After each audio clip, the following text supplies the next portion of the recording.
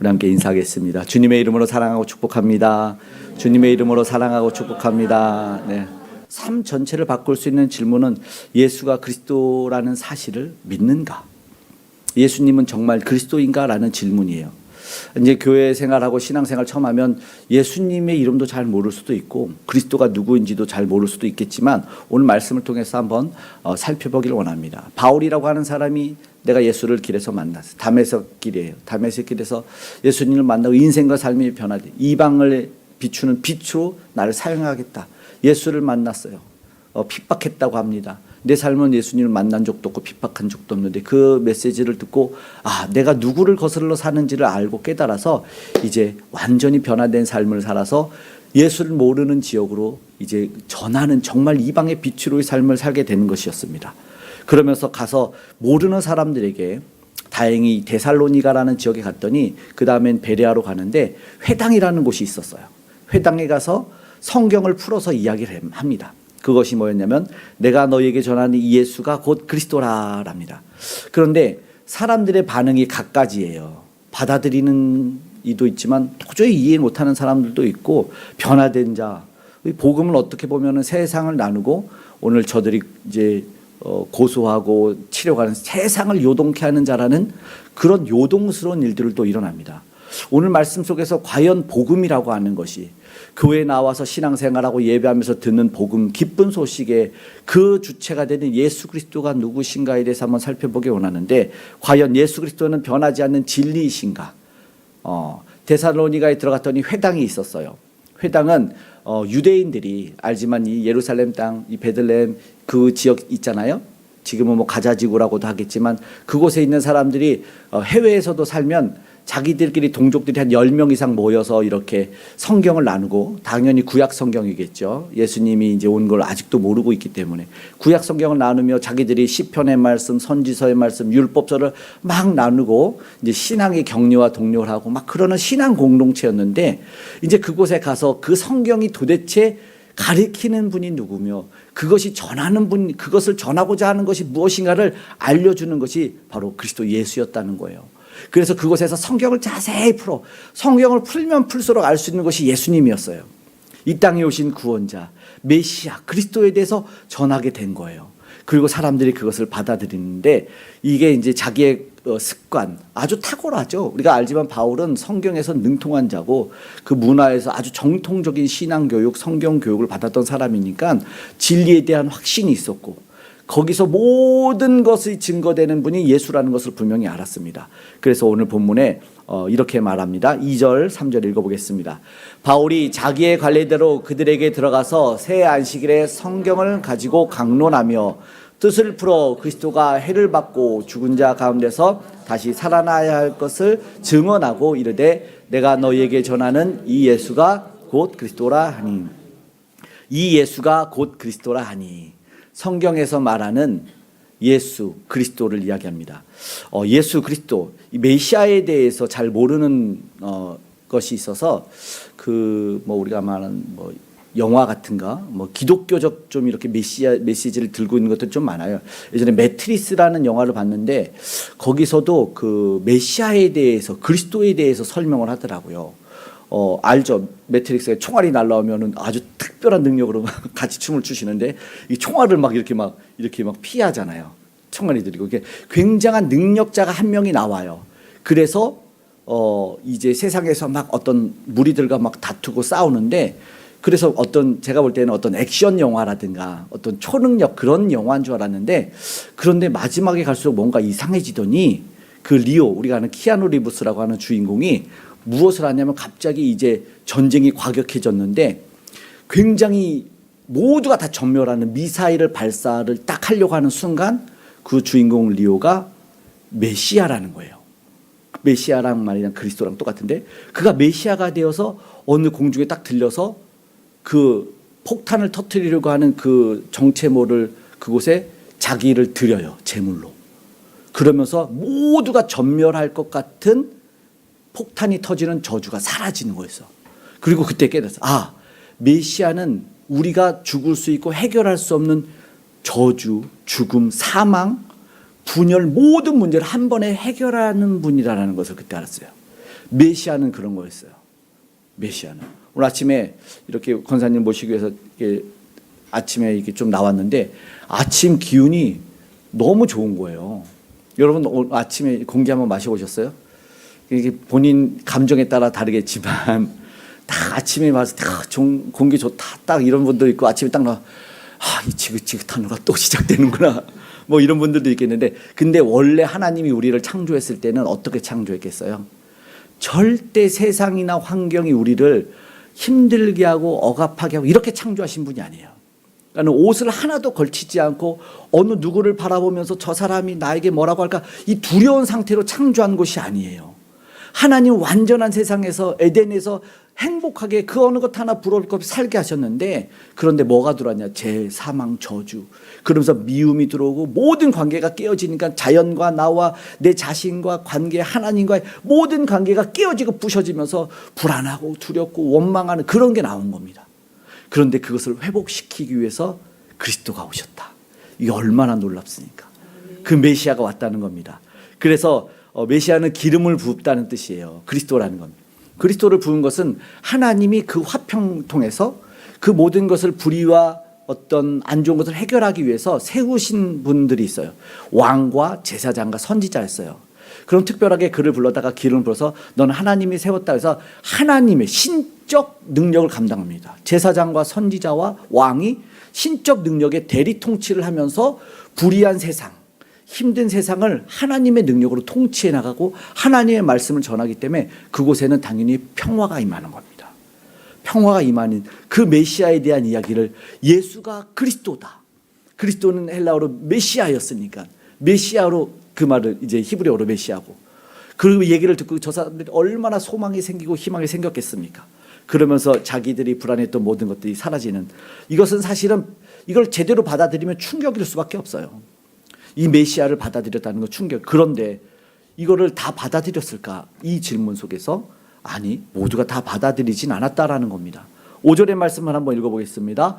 그러나 유대인들은 시기하여 저자의 어떤 불량한 사람들을 데리고 떼를 지어 성을 소동하게 하여 야손의 집에 침입하여 그들을 백성에게로 끌어내려고 찾았으나 이 본문을 좀 쉽게 이해하게 하고 싶으면 정말 복음이 듣고 나서 이런 반응이 일어날까?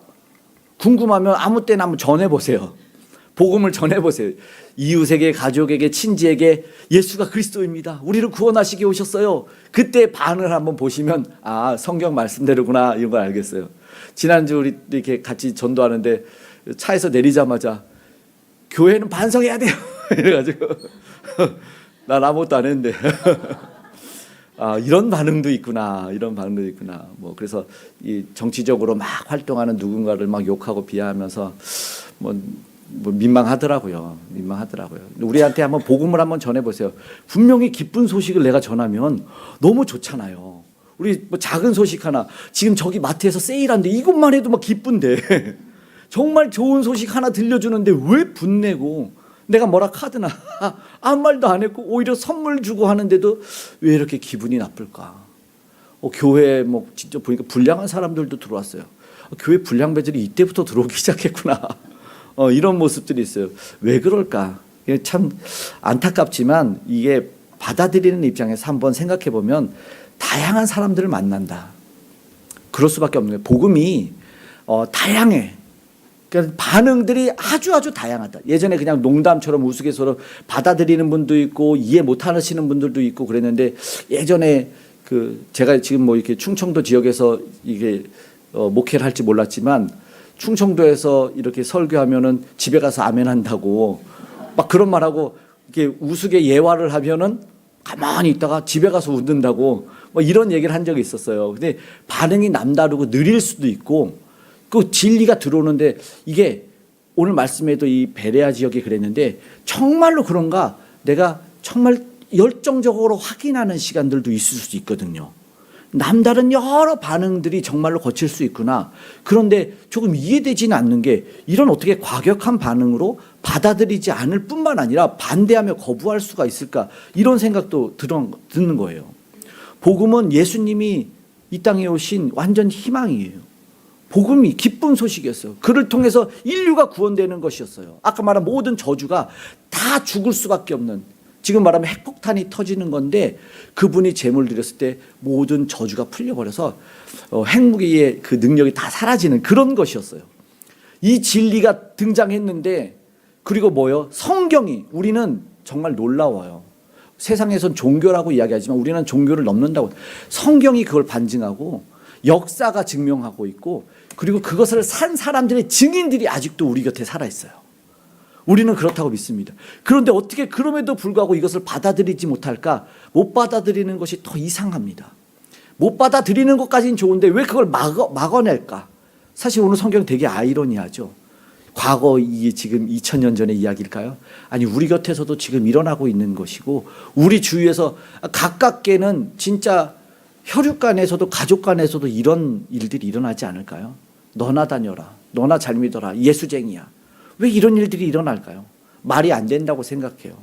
어떻게 오늘 본문을 받아들이지 못하는 사람들이 등장할까요? 받아들이지 못한다는 것까지 좋은데 보니까 내치고 공격한다는 거예요. 내치고 공격해요. 보니까는 소동한다 하면서 불량배들 데리고 그런 모습을 보니까, 야, 어떻게 이럴 수가 있지?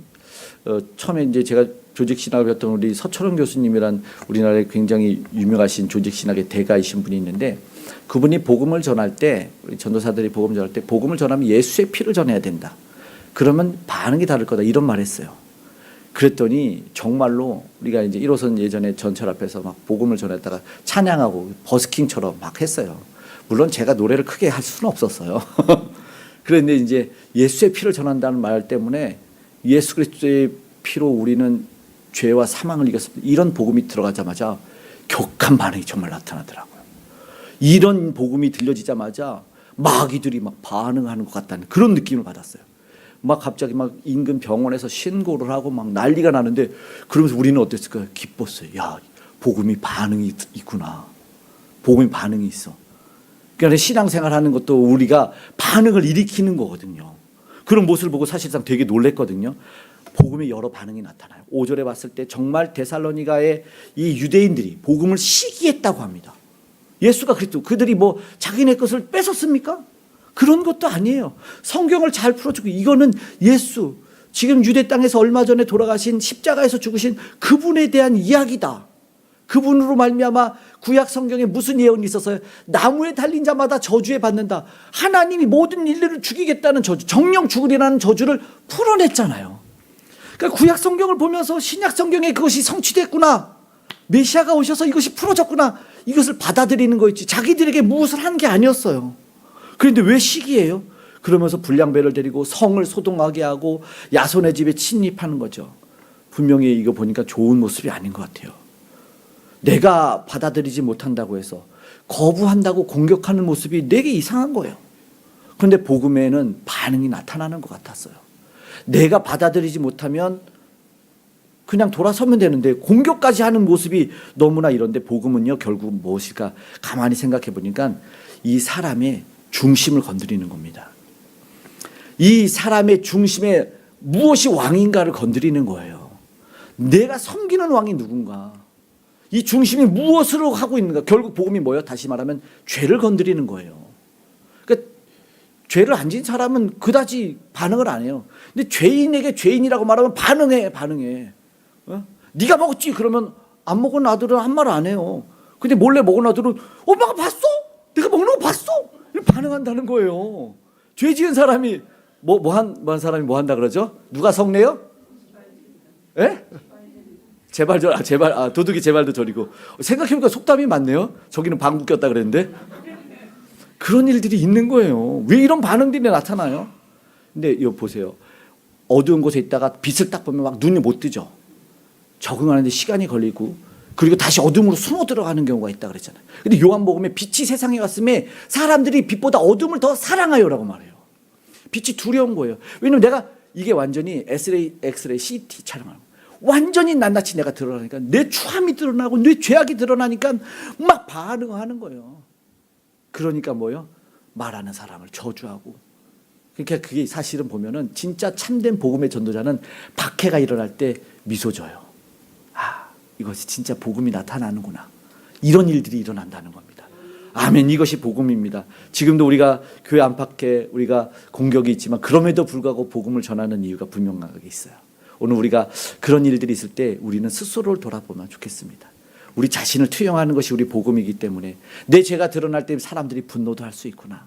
아니면 정말 내가 희망일 때는 기쁨의 눈물을 일어날 수 있다. 보십시오. 복음이 일어날 때 변화가 일어나는 거예요. 받아들임의 변화가 일어나요. 사람들이 보십시오. 경건한 무리와 헬라인, 적지 않은 사람들이 바울과 시라를 따른다는 거예요. 한번 4절, 11절, 12절 읽어보겠습니다. 그 중에 어떤 사람 곧 경건한 헬라인의 큰 무리와 적지 않은 귀부인도 권함을 받고 바울과 시라를 따르나 베레아에 있는 사람들은 데살로니가에 있는 사람들보다 더 너그러워서 간절한 마음으로 말씀을 받고 이것이 그러한가 하여 날마다 성경을 상고하므로 그 중에 믿는 사람이 많고 아멘. 보십시오. 믿는 사람 많고 따라다니고 이거는 뭐 남녀 뭐 노소를 불문하고 다 간절하게 보니까 더 특별하게 이거 보니까 11절에 데살로니가도 잘 받아들였지만 더 너그러운 베레아 사람들은 이 너그러운 신사적이다라고 다른 성경도 이야기하고 고상하다는 말합니다. 그러니까 그 말이 맞는지를 성경을 통해서 확인하는 거예요. 야 그게 맞아. 아까 말한 그 충동적인 사람들은 웃기지 마. 왜 이 사람들 있잖아요. 목소리 크면 이긴다고. 불량배 데리고 와서 그냥 힘으로 무력으로 그걸 어떻게 믿냐고 대항할 수 있는데 성경을 확인하는 거예요. 여러분 성경이 여러분 보시면 종교들이 있고 내 운세를 점쳐주는데 이 성경들이 있는 데가 없어요. 경전은 아무 곳에나 있지 않습니다. 원래 종교를 하면 경전이 있어야 되겠죠. 내세를 보장하고 신이 존재를 해야 되지 않습니까? 그런데 그것도 불분명한데 경전이 있으니까 확인할 수가 있는 거예요. 진리는 쥐었다 썼다 하는 게 아니잖아요. 진리는 그냥 기록되어 있는 말씀인 거예요. 하나님이 그 메시지를 통해서 계시해서 알려주셔서 우리는 그냥 듣고 우리를 받아들일 수밖에 없는 거죠. 그렇게 받아들이고 되게 인상적인 모습 아닙니까? 예수가 그리스도라는 진리, 예수가 세상의 희망이다, 메시아다라는 진리, 그것을 받아들이니까 변화가 일어나는 거예요. 나도 따르겠다. 나도 그리스도인이 되겠다. 그러는 거예요. 마음이 열리고 말씀을 받아들이고 상고하면서 복음을 받아들였다는 것은요, 삶의 정체성과 삶의 방향을 바꾸는 거거든요. 지금 저들이 헬라 문화 속에서 왕이 퀴리오스라는 주님은 하나였는데 다른 주를 모시겠다는 사실은 어떻게 보면 목숨 건 이야기를 지금 저들은 받아들인 겁니다. 우리 세상에 우리나라는 종교가 좀 자유롭지만 지금 다른 곳에 가면은 다른 종교 믿는다고 하면은 박해하고 실제로 죽이는 경우가 많아요. 예전에 선교사님들 죽인 얘기 굉장히 많았어요. 터키가 우리랑 우호국이 국가적은요. 그런데 기독교인으로 복음 전한 예전에 사람들 많이 죽임을 당했어요. 예전에 우리나라 샘물교회라는 것도 알고 목배임을 당한 경우도 있고 여전히 다른 종교를 받아들이지 않을 수도 있어요. 세상을 혼돈해요. 정체성과 삶. 그러니까 뭐가 바뀌냐면 예전에서는 무슨 기쁨이 있었냐면 소유적 기쁨이 있었는데 예수 그리스도를 나의 구주로 바꾸면 존재적 기쁨이 생기는 거예요. 내가 누구인가? 처음에는 비웃다가 오늘 우리가 예수 믿고 살다 보면 그 다음에 나타나는 것이 이것이 정말 인정하는 것으로 바뀌는 그것이 바로 그리스도인의 삶이다라는 거죠. 그것이 무엇이냐면 새로운 소망을 경험할 때 그런 일들이 생기는 겁니다. 복음을 전하는 지금 이 당사자들 바울과 실라가 그러했어요. 데살로니가에서 생각해 보십시오. 데살로니가에서 복음을 전하다 핍박을 하면은 나 이제 다시 못하겠다. 너무 두렵다. 복음을 전하는 것이 이렇게 어려우면 난 안전하지. 그냥 기쁘다며 좋다며 교회 다니면 행복하고 즐거운 일만 생기다며 난 못하겠다. 그랬는데 멈춰야 되는데 저들이 다시 뭐래요? 베레아라는 곳으로 가서 또 복음을 전하는 거예요. 복음은 거절도 당하지만 그런데 그 소망을 막을 수가 없는 거예요. 이것이 하나님의 능력이 더욱더 나타나는 것을 체험했고 복음은 원래 닫힌 문을 두드려서 열리는 거잖아요. 굳은 마음 곧은 목을 깨트리는 것이 복음이었으니까 계속해서 소망을 발견한 자신들이 내게 소망을 주신 분을 전하는 거잖아요. 그러니까 이게 멈출 수가 없는 거예요. 새로운 소망을 경험했기 때문에 새로운 소망을 전하는 거죠. 저들을 구원하실 분이 오직 예수 그리스도다. 예수는 그리스도다. 저들의 메시아다. 모든 불의와 저주와 사망을 깨트릴 메시아다. 그리스도라는 이때 참 소망을 발견하는 거거든요. 현세적인 구원과 영원의 구원을 저들이 지금 접하고 있는 겁니다. 오늘 말씀 읽어보겠습니다. 하나님이 세상을 이처럼 사랑하사 독생자를 주셨으니 이는 그를 믿는 자마다 멸망하지 않고 영생을 얻게 하려 하심이라. 아멘. 성경의 진리처럼 우리가 암송하고 전하는 거예요. 하나님이 예수 그리스도를 이 땅에 보내신 것은 멸망이 아니라 영생을 얻게 하려 하는 것입니다. 어디도 저주와 사망을 이길 수 있다고 감히 말하거나 적어놓지 않아요. 그리고 증인이 없어요. 증인. 요즘 이슬람이 어마어마하게 사실은 해외에 장악하고 있습니다. 근데 이슬람의 자랑은 마호멧의 무덤입니다. 예수는 빈 무덤이래요. 달라요. 죽음과 사망 권세를 깨트렸다는 거죠. 아예 달라요. 지금 보니까 예수님은 그러니까 진짜 절망, 우리가 해결하지 못했던 죄, 사망, 이걸 영생으로 소망으로 바꿔주셨어요. 이건 단순한 종교의 이야기 아니라 존재론적 소망을 얘기하는 거죠.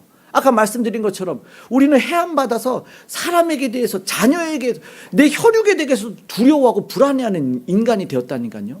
환경이 나를 위협하니까 숨어들고 방어하기 위해서 그 방어적인 체계로, 누가 나를 멸시할까, 내 자존심에 상처 줄까, 방어적인 모습으로 살아가다가 바뀌는 거예요. 변화된 거죠.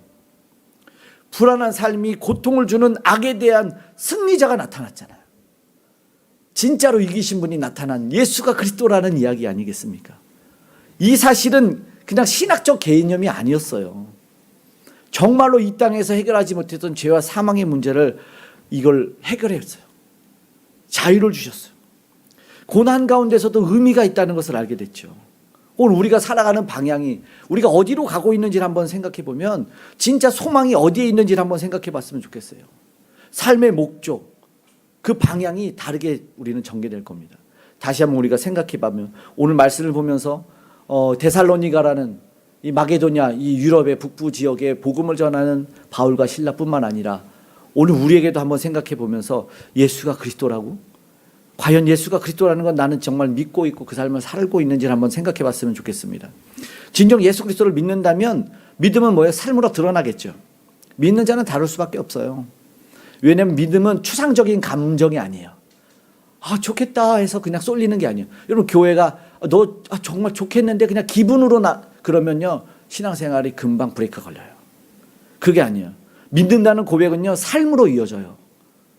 그리고 확인합니다. 정말 이게 믿어야 되는 존재인가? 성경을 날마다 상고하는 베레아처럼 그런 증상이 나타납니다. 닐 앤더슨의 그리스도인의 특권이라는 책에서는 그가 실제로 어렸을 때부터 신앙생활을 했지만 나중에 예수님을 진짜 인격적으로 만나면서 변화된 이야기를 하는데 세 개로 나눠요. 처음에는 나는 그리스도 안에서 사랑받는 자라는 파트로, 두 번째는 나는 그리스도 안에서 안전한 자라는 파트, 그 다음에 나는 그리스도 안에서 소중한 자라는 그런 기술적으로 이렇게 나눠놨거든요. 그 중간중간에 보니까 그 사람이 이런 얘기를 하는 거죠. 우리는 하나님의 진노하시는 손에 붙들린 죄인이 아니라 정말로 사랑받는 존재다라는 그런 이야기로 열어가고 있어요. 놀랍죠. 그러니까 변화가 되는 거예요. 더 이상 두려워하지 않는 거죠. 하나님의 자녀이기 때문에 의롭다움을 받았기 때문에 그 무엇도 자기를 해칠 수 없고 자기에게 지옥문이 열린 거 아니라 천국문이 열린 삶을 살게 하는 거죠. 용서도 받았고 구원도 받았으니까 자유롭고 안전하고, 그리고 알지만 우리 로마서 우리 8장에 보면은 예수 그리스도 안에 있는 하나님의 사랑에서 절대 끊을 수 없다는 걸 얘기하거든요. 환난이나 공고나 적신이나 위험이나 칼이야, 그 어떤 위험에서도 그리스도 예수 안에 있는 하나님의 사랑에서 우리를 끊을 수 없다고 얘기하고 있거든요. 그것을 믿고 고백하는 거죠. 지금 오늘 우리도 생각해 봐야 돼요. 끊을 수 없어요. 내가 누구인지, 나는 정말 누구인지, 그리스도인의 특권을 누리고 있는지를 한번 돌아봐야 된다는 겁니다. 오늘 우리도 그것을 알고 깨닫고 삶을, 그러니까 믿는 자는 뭐라고요? 다르다는 거예요. 삶의 목적이, 본질이, 존재 자체가 다르다는 것을 알았으면 좋겠어요. 그거는 뭐예요? 순종의 삶으로 나타난다고 생각합니다. 순종의 삶, 말은 쉽죠. 근데 사실은 순종이 쉽지 않아요. 왜냐하면 내가 할 수 있는 것만 시키는 게 순종이 아니잖아요. 정말로 내가 어려운 거를 하게 해요.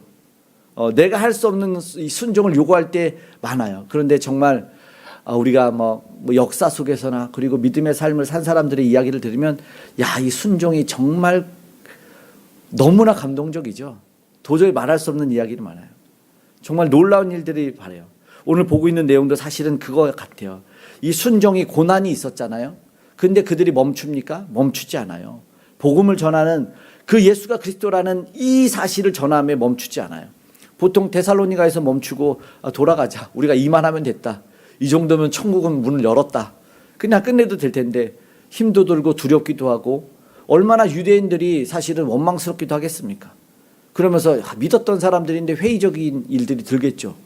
같이 함께 신앙생활 했던 사람들일 수도 있고 같은 지파 사람들일 수도 있는데 얼마나 마음이 아픕니까? 그런데 이들은요 멈추지 않고 순종의 삶을 살아요. 상황과 환경이 다르다고 예수가 그리스도라는 것이 달라질까요? 절대 안 달라져요. 오늘 우리는 상황이 달라지면 예수가 그리스도가 아닐 수 있어요. 그런데 바뀌지 않아요. 박해가 오고 멸시, 천대가 와도 변하지 않는 것은 예수가 그리스도라는 사실입니다. 여러분, 사명이라는 것은 순종할 때는 사명이고 순종하지 않으면 사명이라는 말 할 수가 없는 거예요. 그냥 불순종이고 무책임이고 포기예요. 사실 오늘 우리는 사명 얘기하지만 삶에서는 그냥 포기와 무책임, 불순종이 많을 수도 있어요. 근데 그게 말이 그렇지 불순종이지 이거는요 하나님에 대해서 항명입니다. 항명. 네. 대항이에요. 반역입니다. 죽을 수밖에 없는 이야기라는 거죠. 하나님의 말씀을 따르지 않으면 순종의 삶을 사는 것, 그리스도가 내가 정말 예수가 그리스도라는 삶을 산다, 내가 믿음으로 다른 삶을 산다는 것은요 흔들리지 않는 사실이에요. 사실은 도전이 주는 말씀이 있는 거죠. 베레아 사람들은 날마다 성경을 상고했대요. 그래서 진리를 확인했대요. 최소한 우리도 그런 얘기가 있지 않습니까? 물건을 사용하기 위해서 설명서도 보고 복을 받는다면 어떻게 하는지 방법을 배워요. 오늘 우리도 이 땅에 살면서 예수를 그리스도로 믿고 참된 기쁨과 평강을 주신다면 그것을 상고해야 되잖아요. 날마다 상을. 얼만큼 말씀을 보면서 찾았습니까? 얼마나 예배의 자리로 나와서 하나님께 기도했습니까? 한번 되돌아보세요. 이 단순한 수단과 목적에도 그 따른 헌신과 수고가 따르는데 오늘 한번 우리를 생각을 한번 돌아봤으면 좋겠어요. 오늘 바울이 특별하게 성경에서 예수가 그리스도라는 이야기를 하고 진리를 모르는 이들에게 진리를 세워가는 거예요. 앞서 세상에 보니까 마술책도 존재했고요. 그죠? 은이 5만이나 되는. 그럼 지금으로 보면 전께도 많이 있고 토정미결 이 많은 책들이 있어서 내게 기쁨을 준다는 얘기들 많이 있어요. 저 당시에도 있었다는 거예요. 그런데 보니까 저 사람들이 성경을 가지고 나왔다는 거예요. 말씀이 그러한가?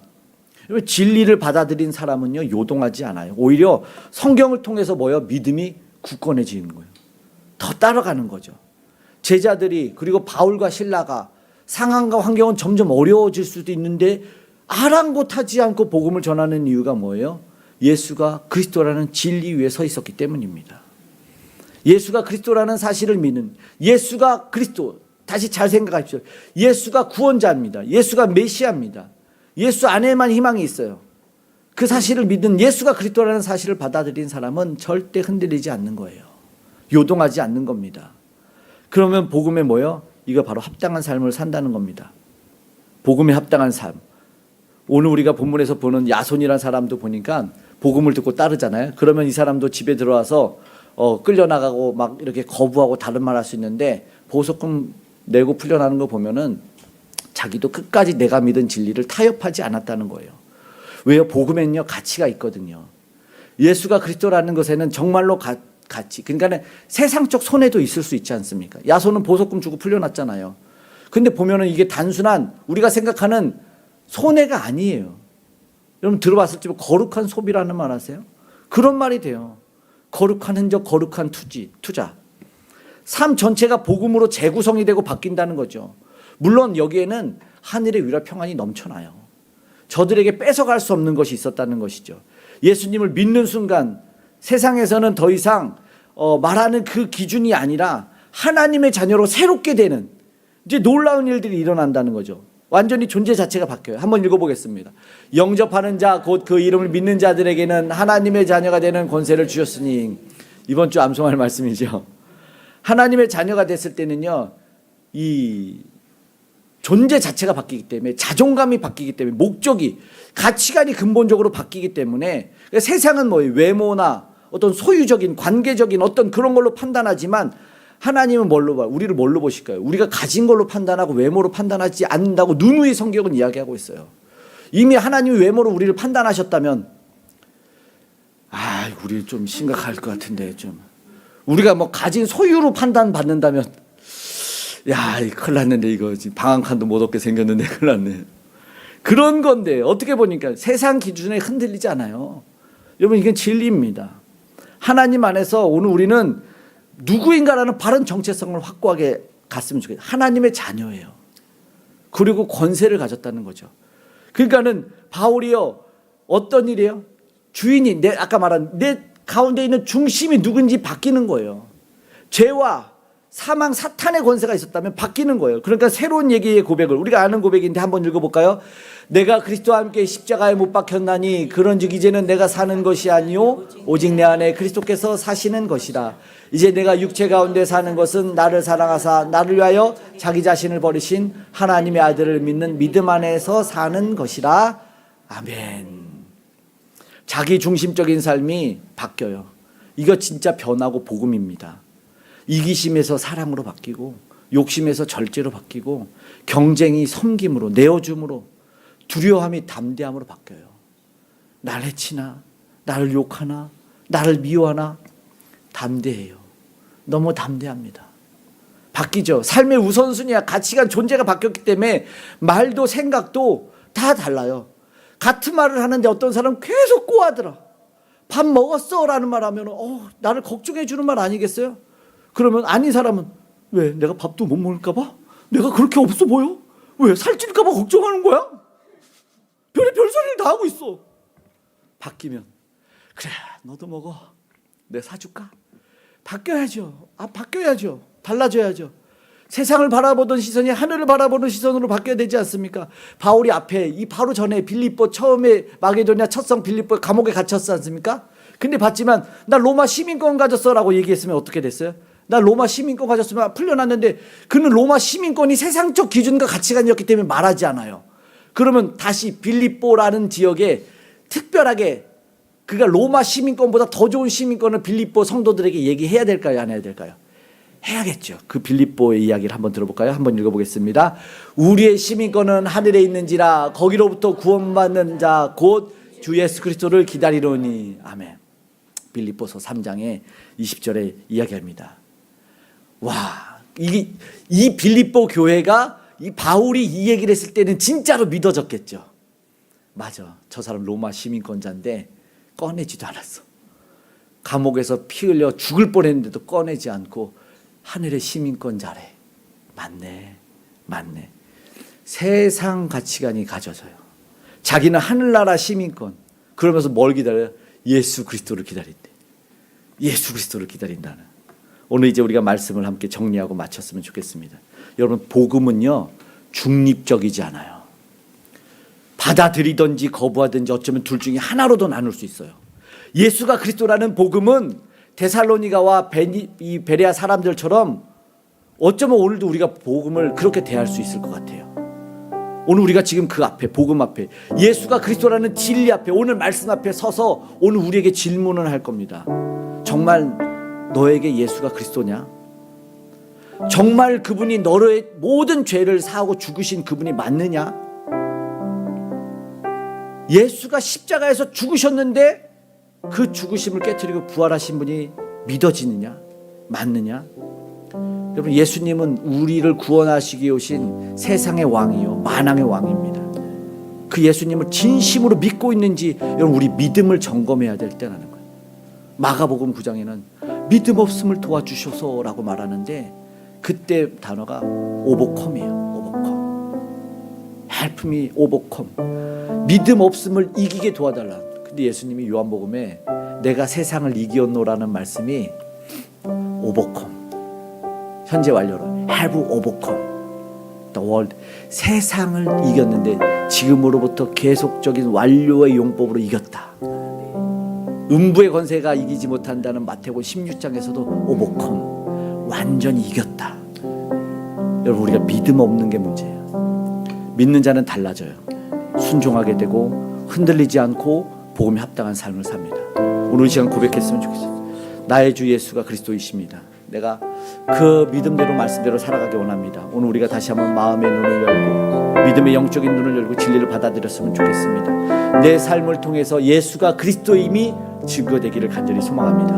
오늘 이 복음 안에 예수를 통해서 변화된 나를 통해서 전달되기를 소망하며 우리 함께 그 하나님, 나를 부르신 하나님 실수하지 않으셨음을 우리 함께 찬양하겠습니다. 찬양.